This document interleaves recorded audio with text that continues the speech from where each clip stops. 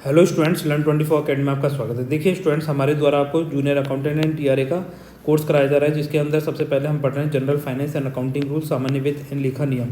तो देखिए आज हम क्या है, आपके डाउट सेक्शन लेकर आए हैं। ठीक है, अगर आपको कोई भी डाउट्स हैं, कोई भी क्वेरीज हैं, आप कमेंट सेक्शन में लिख सकते हैं, उसके बारे में आप पूछ भी सकते हैं। तो देखिए इसके अंदर जो जनरल फाइनेंस अकाउंटिंग रूल्स तो चल ही रहा है, साथ साथ बहुत सारे बच्चों को ये डाउट्स हैं कि जूनियर अकाउंटेंट की तैयारी किस तरीके से की जाए। अब देखिए जो बोर्ड है, बोर्ड ने ये नोटिफिकेशन निकाला है, प्रेस नोट, जिसके अंदर ये बताया गया है, पॉइंट नंबर 2 में देख सकते हैं, कनिष्ठ लेखाकार एवं तहसील राजस्व लेखाकार संयुक्त सीधी भर्ती परीक्षा 2023 कब आयोजित कराई जाएगी? 17 सितंबर 2023 को कराई जाएगी। कौन सी डेट है? 17 सितंबर 2023। ठीक है, तो अब देखिए आज तो क्या है, 31 मई है, पर कल से मान लीजिए एक क्या लग जाएगा, जून हो जाएगा। ठीक है, फिर जून के बाद जुलाई और अगस्त। ठीक है, तो जून से जुलाई, जुलाई से अगस्त, ये आपके मान लीजिए 30 अगस्त है ना।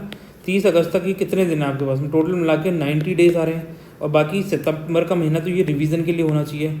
ठीक है, तो 90 दिन में आपको आपके 6 सब्जेक्ट तो फर्स्ट पेपर के और 6 ही सब्जेक्ट आपको सेकंड पेपर के, ये कंप्लीट करने हैं। तो कितना समय है आपके पास? 90 डेज़ है। तो आप रिजल्ट का वेट नहीं कर सकते। और देखो, अब जब तक सिलेबस नहीं दे रखा तब तक क्या है, पुराना जो सिलेबस है, ये जो मैं सिलेबस आपके देखो, स्कीम तो पहले आप ये समझ लीजिए, और सिलेबस यहाँ लेकर आए, तो सिलेबस भी थोड़ा डिस्कस कर लेंगे। तो ये जो आपके स्कीम है, किस तरीके से आपका पेपर होगा, फर्स्ट पेपर है ना। फर्स्ट पेपर में जैसे हिंदी, इंग्लिश, सामान्य ज्ञान, राजस्थान के संदर्भ में, दैनिक विज्ञान, गणित एंड कंप्यूटर, इतने पोर्शन ये आपसे पूछा जाएगा। कंप्यूटर के जो मूल सिद्धांत है, इसके लिए सीईटी का, ठीक है, सीईटी प्लस KVS के नाम से मैंने कंप्यूटर का सिलेबस अपलोड किया था। तो ये सीईटी वाला कंप्लीट सिलेबस आपके लिए इसमें अवेलेबल है। ठीक है, इसमें जो जूनियर अकाउंटेंट में पूछा जाएगा, तो हमारी प्लेलिस्ट में जा सकते हैं, कंप्यूटर सीईटी लिखेंगे तो वहाँ से आपको ये कंप्यूटर के सारे लेक्चर्स मिल जाएंगे। तो आपको सबसे पहले क्या करना चाहिए, कंप्यूटर का ये कंप्लीट कर लेना चाहिए भाग। यहाँ से जाकर हमारे चैनल पे है, पूरा का पूरा सीईटी के नाम से ही है। तो सीईटी हो या जूनियर अकाउंटेंट हो, मूल सिद्धांत चेंज थोड़ी होंगे भाई कंप्यूटर के। ठीक है, तो यहाँ से जो जितना भी कंप्यूटर के टॉपिक्स हैं वो सारे यहाँ से कवर हो जाएंगे आपके। एक दो टॉपिक नहीं है, जैसे इंटरनेट मैंने डेप्थ में नहीं पढ़ाया, तो वो इंटरनेट में आपके लिए जो जूनियर अकाउंटेंट में इंटरनेट के क्वेश्चन पूछे जाते हैं ना, जिस तरीके से, तो वो मैं थोड़ा डेप्थ में ले आऊँगा, है ना। तो यहाँ से आप इनको तो कंप्लीट कर लीजिए जब तक ये है। और यहाँ पॉइंट नंबर जो 7 है, ये वाला, ठीक है, 6 मतलब, इसके अंदर जो सावी है ना, सामान्य वित्त एवं लेखा नियम, खंड 1, अध्याय 1, चैप्टर 1 कंप्लीट हो गया। चैप्टर 2, चैप्टर 3 तक हमने कंप्लीट कर लिया।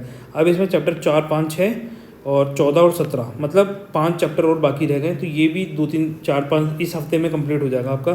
तो सामान्य वित्त एवं लेखा नियम, ये आपके 7 दिन का टॉपिक और बचा है। 7 दिन में आपके 75 नंबर, मतलब आप ये मानिए 25 में से 25 क्वेश्चन आपके तैयार हो जाएंगे बिल्कुल कंप्लीट।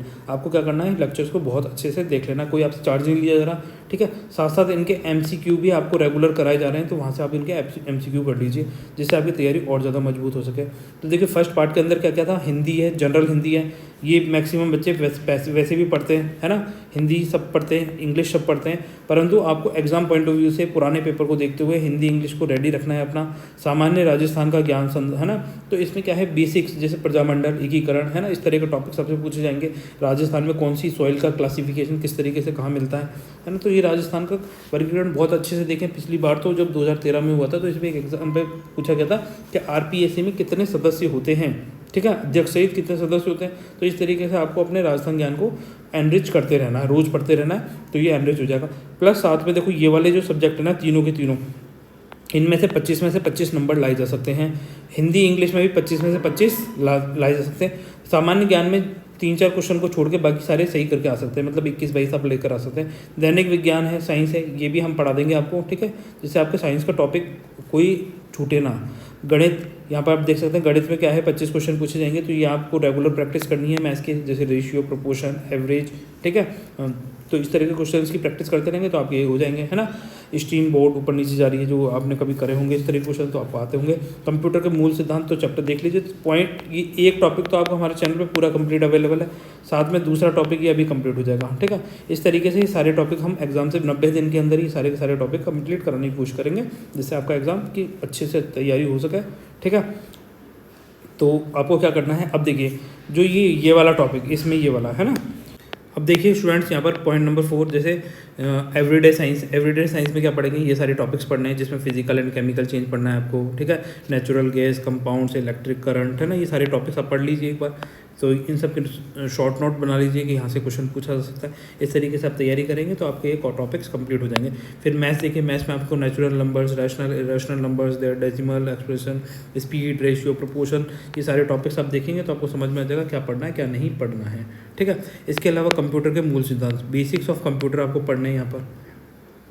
ठीक है।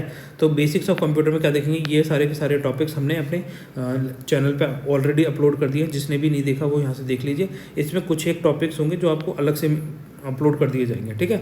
तो यहाँ से क्या होगा, आपका ये जो CET में टॉपिक्स थे कंप्यूटर के वो वाले अपलोड कर दिए हैं। इसके अलावा जो यहाँ पर जूनियर अकाउंटेंट में जो कंप्यूटर के टॉपिक्स हैं एक्स्ट्रा वो और अपलोड कर दिए जाएंगे। तो वो तो उतने तो आपको देखने ही है, क्योंकि देखिए इसके अंदर स्प्रेडशीट दे रखा है, एक्सेल दे रखा है, तो ये हमने वहाँ पर बहुत डिटेल में चीज़ें समझाई गई हैं। ठीक है। वर्ड प्रोसेसिंग समझाया है पूरा का पूरा, इनपुट एंड आउटपुट डिवाइस समझाया है। तो ये सारी चीज टॉपिक्स आप देखते जाएंगे एक एक करके, तो आपका कंप्लीट हो जाएगा। इसके अलावा जो सेकंड पेपर है जिसमें बुक कीपिंग एंड अकाउंटेंसी, ये वाले टॉपिक्स देखेंगे सारे के सारे। उसके अलावा बिजनेस मेथड्स करेंगे, ऑडिटिंग करेंगे एंड इंडियन इकोनॉमिक्स करेंगे, और साथ में ये दोनों टॉपिक्स करेंगे जिसमें हम राजस्थान सर्विस रूल्स पढ़ेंगे और GF एंड AR वाले टॉपिक्स देखेंगे। ठीक है। तो ये क्या है, ये आपका सिलेबस रहेगा, डिटेल सिलेबस है। इससे बाहर आपके एग्जाम में क्वेश्चंस नहीं पूछे जाएंगे। और अगर देखो, अब जब तक सिलेबस नहीं आ रहा तब तक तो इसी हिसाब से पढ़ते रहिए। आप चाहे तो साइंस पढ़ सकते हैं, क्योंकि साइंस तो साइंस रहेगी, उसमें क्या चेंज हो जाएगा। ठीक है। मैथ्स रहेगी, इसमें क्या चेंज हो जाएगा, एक और टॉपिक नहीं आएगा, है ना। आप सीखो गई, कंप्यूटर पढ़ लीजिए, आगे किसी एग्जाम में काम आ जाएगा। तो ये क्या है, पढ़ते रहिए। साथ में book keeping, accounting, business method, इनमें भी कुछ भी चेंज नहीं होने वाला है, ये भी सेम रहेगा। ऑडिटिंग सेम रहेगा। इंडियन इकोनॉमिक्स में क्या चेंज हो सकता है भाई, ये सारी चीज़ें पूछी जाएंगी, बेसिक्स पूछे जाएंगे। ठीक है। और अकाउंटेंट का काम ही होता है राजस्थान सर्विस रूल्स के साथ डील करना, GF एंड AR के साथ डील करना, है ना। तो नियम तो उसे पता ही होने चाहिए, तो ये भी चेंज नहीं होने की संभावना है। तो इनमें कुछ भी चेंज नहीं होने वाला है ना। 99% तो यही सिलेबस रहेगा, 1% कुछ चेंज होगा तो अपडेट होकर आ जाएगा। तो फिर स्टूडेंट्स मिलते हैं नेक्स्ट लेक्चर में। तब तक के लिए बाय, और अपनी तैयारी करते रहिए। आपके कोई डाउट्स है तो पूछ लीजिए। ठीक है। Okay, bye.